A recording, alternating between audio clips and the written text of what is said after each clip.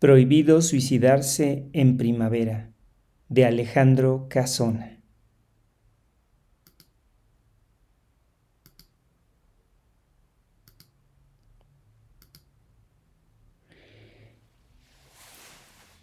Vamos a iniciar con el análisis de la estructura de la anécdota. Podríamos haber pensado que la obra trataba sobre el hogar del suicida, que era el sanatorio de almas que había fundado el doctor Roda y que era auxiliado por Hans, y que Fernando y Chole le iban a ayudar, así como la enfermera, a poder lograr sus objetivos de tratar de que la gente que iba ahí para poderse suicidar no lo hicieran y que en lugar de eso valoraran su vida. Sin embargo, cuando nosotros seguimos leyendo la obra, nos vamos dando cuenta de que hay otra historia, y otra historia que es predominante a lo largo de toda la obra. Entonces tenemos a Fernando y a Chole, que llegan como una pareja feliz que se equivocaron al errar el camino y llegaron al hospital al sanatorio de almas o al hogar del suicida. Y entonces empezaron como a relacionarse con el doctor Roda y este les pidió ayuda, ellos accedieron, les prepararon sus habitaciones y pues empezó de esta manera la historia. Entonces Fernando y Chole pues están comprometidos, digamos, y nosotros vemos que alrededor de este sanatorio pues tenemos a el padre de la otra Alicia, que había perdido a su hija y que pues se encuentra en Alicia como alguien a quien poder atender o a quien dedicarse. Tenemos a la dama triste y al profesor de filosofía, que siempre se encuentran en sus recorridos por este sanatorio. Después tenemos al amante imaginario que se enamora de Cora Yaco, y cuando ésta en persona llega para pretender que se quiere suicidar para lograr un poco más de fama y de propaganda, pues se encuentra con el amante imaginario. Entonces se da cuenta que este amante imaginario pues tiene un potencial muy grande porque utiliza toda su imaginación para recrear escenas que nunca sucedieron con ella, y entonces eso le agrada y pues empiezan como a cortejarse uno al otro. También tenemos a la enfermera Alicia, que en un principio ella llega al sanatorio pues para suicidarse, pero después se da cuenta de que pues todo fue un error, y entonces el doctor Roda es cuando le pide que le ayude pues a lograr su objetivo de que la gente se dé cuenta, a la gente que va a este hogar del suicida, que se dé cuenta de que la vida tiene muchas cosas que son valiosas y que es necesario vivirla. Entonces, estaba planteada así la estructura de la anécdota.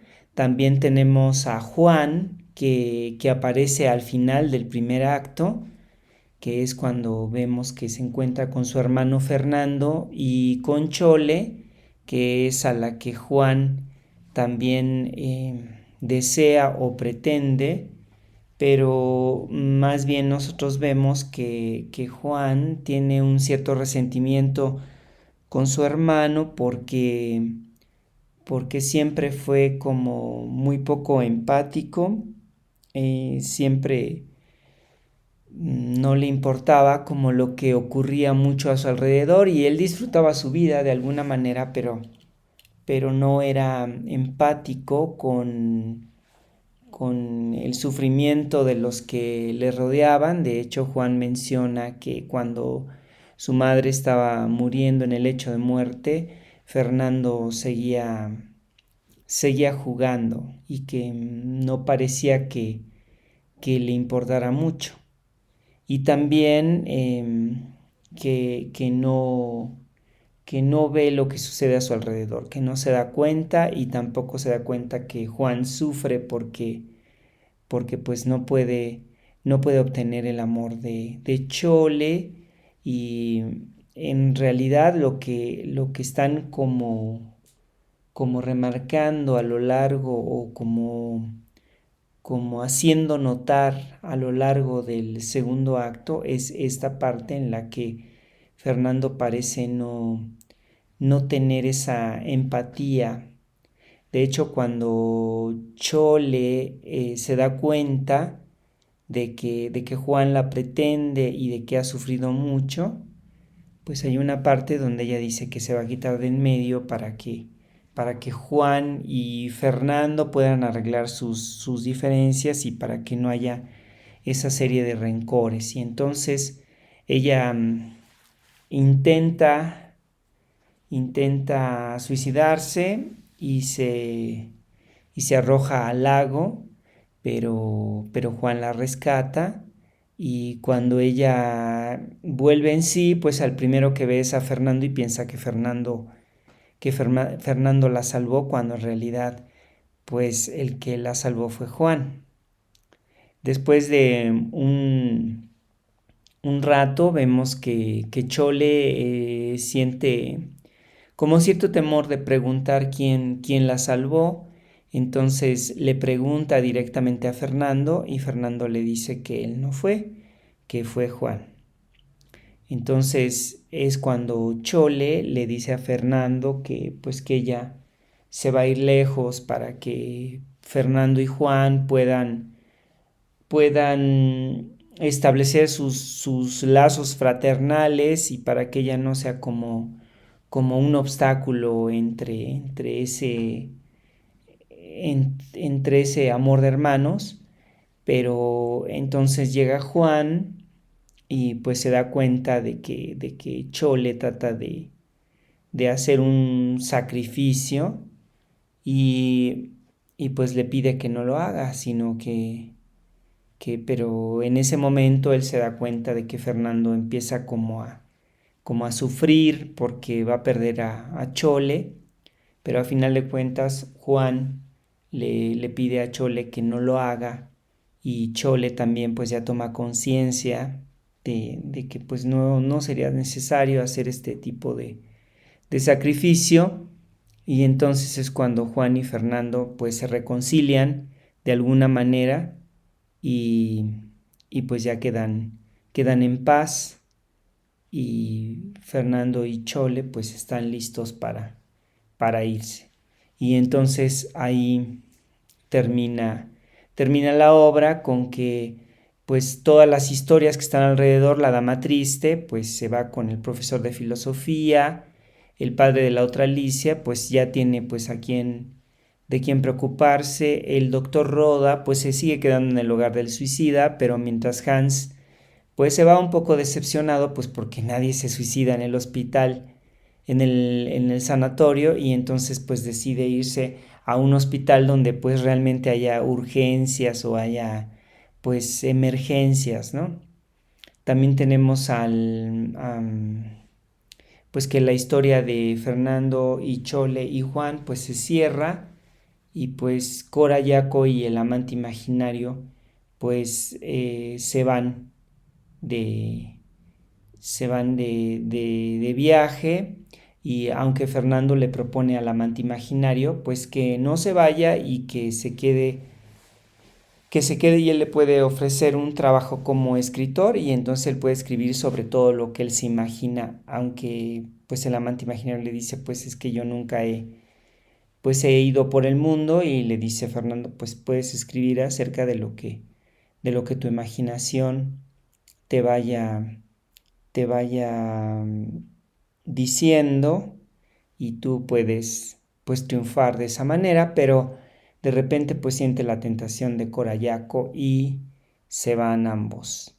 Entonces se van cerrando cada una de las historias que rodean la historia principal, que es la de Fernando y Chole y Juan, y las que están alrededor se van cerrando y todas terminan en un final feliz. Entonces vemos a un personaje que tiene un vicio. Ya sabemos que cuando estamos hablando en este sentido de género, de un vicio, estamos hablando de una conducta que se repite, una conducta que aparece en la sociedad, pero que se va repitiendo de una manera tan frecuente que rebasa los límites de lo que permite la sociedad, y entonces ese personaje tiene que recibir un castigo que se da después de que el vicio es expuesto, ¿sí? Se da un castigo a esta conducta que es repetitiva, se pone en evidencia, y entonces es cuando llega un castigo moral.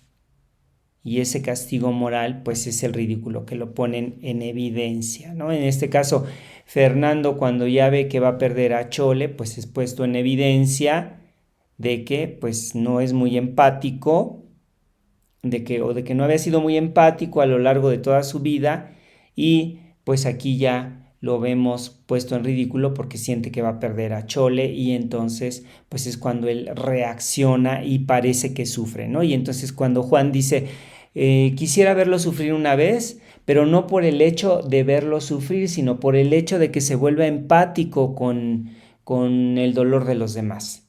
Entonces eso es lo que estamos viendo en esta parte de la historia, y es muy importante pues hacer notar que el personaje principal lo tenemos como un personaje que tiene Fernando, que tiene el vicio de que no es empático, que se expone su vicio pues cuando Chole le dice que pues lo va a dejar, y cuando empieza a sufrir, y después pues cuando lo ponen en evidencia, y después siempre le dice que no se va a ir, ¿no? Entonces es como un castigo.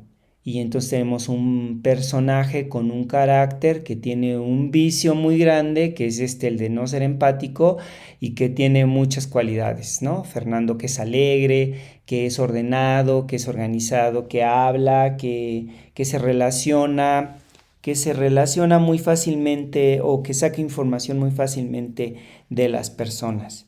Entonces, pues como podemos ver, tiene muchas características positivas, y, y también pues tenemos todos los enredos que hay alrededor de la historia principal.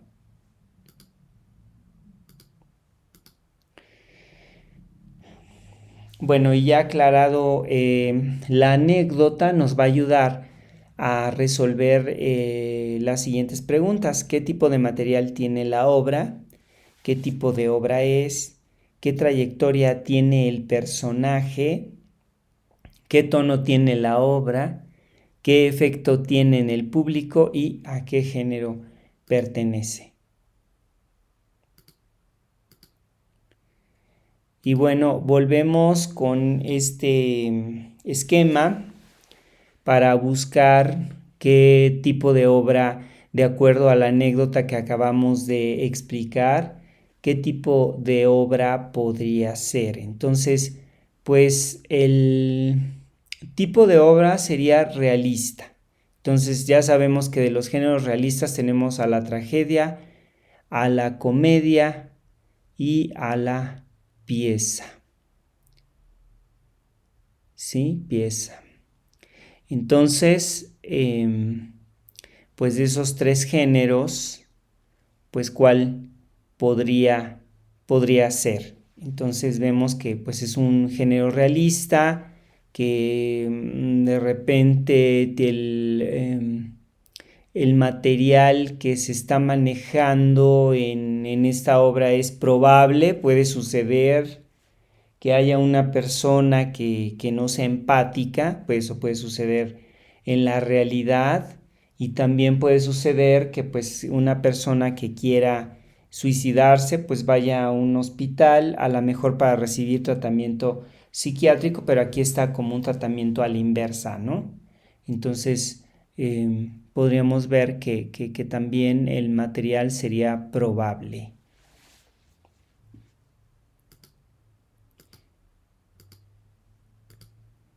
Entonces, el material, como habíamos mencionado, es probable porque es frecuente que algunas personas ignoren las penalidades de otros. También habíamos mencionado que es una obra realista porque pasa todo el tiempo que de alguna manera cuando no tenemos empatía con los demás, ignoramos sus problemas o pensamos que no los tienen. Ahora bien, vamos a recordar este esquema del modelo actancial en el que tenemos un héroe o personaje principal que desea un objeto y por este objeto pues determinamos a todo lo que el personaje podría desear. Entonces pueden ser cosas materiales, pueden ser cosas espirituales, puede ser cualquier tipo de objeto, puede ser una persona, nada más que aquí obviamente decimos objeto, pero en el sentido de que es lo que el personaje quiere obtener a lo largo de la obra. Entonces en el destinador es por qué desea tener ese objeto y en el destinatario para qué. También tiene ayudantes que lo ayudan a obtener el objeto y tiene oponentes que se oponen o que obstaculizan que obtenga el objeto. Entonces, en la parte de arriba le llamamos el eje del saber porque nos da información acerca de cuáles son las motivaciones del personaje. Y en la parte de abajo tenemos el eje del poder porque vemos las fuerzas que luchan para ayudar al personaje o para interponerse para que el personaje no logre su objetivo.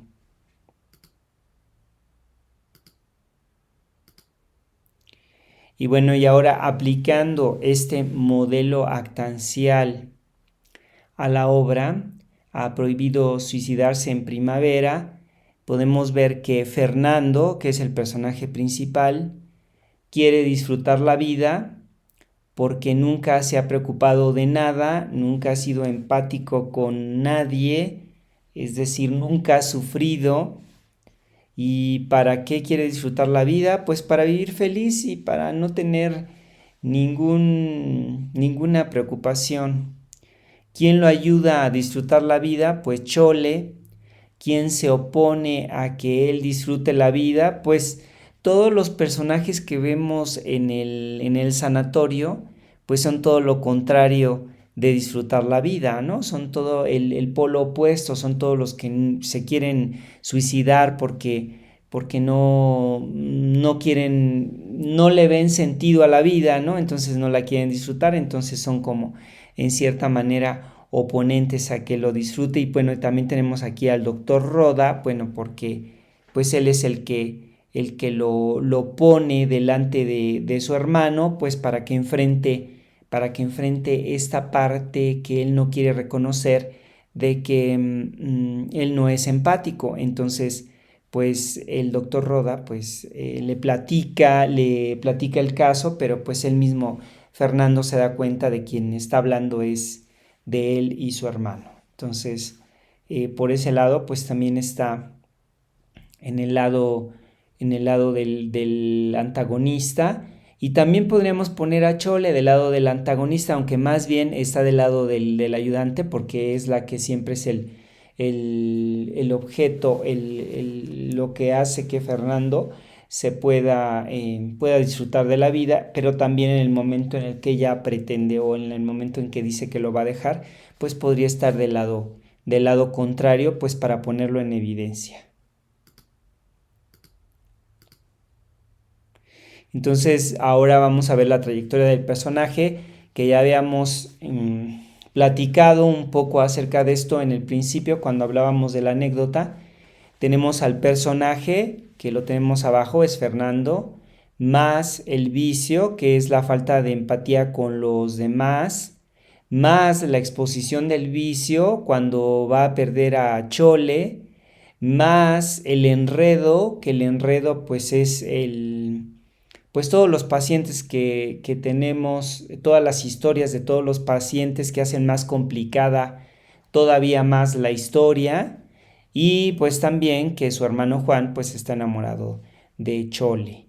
Y después tenemos el ridículo, que es el castigo moral, que es poner en evidencia su falta de empatía cuando Chole le dice que pues que se van a separar y que pues ella no debería de estar ahí porque pues no quiere interponerse entre el amor de hermanos, entre el amor fraternal que tienen y que pues deben de resolver sus conflictos, pero pues al final de cuentas no hace falta que haga este sacrificio, pero lo pone en evidencia.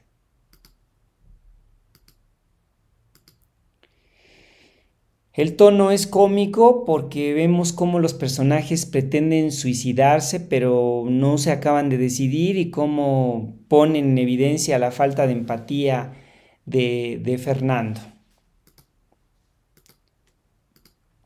El efecto en el público es moralizante porque pone en evidencia que hay gente que es muy inconsciente de lo que sienten los demás.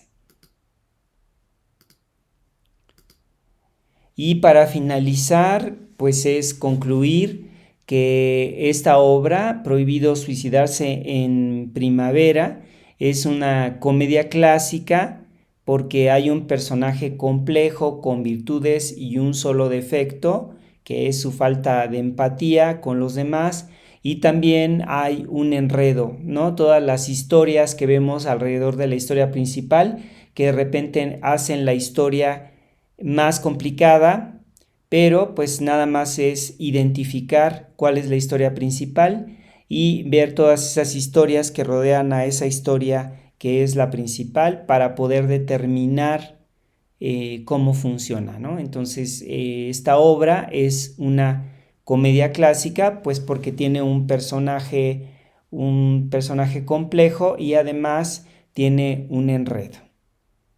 Y entonces esto sería como la conclusión de este análisis de la obra. Espero que haya quedado lo suficientemente claro y pues ya nos veremos en el siguiente análisis.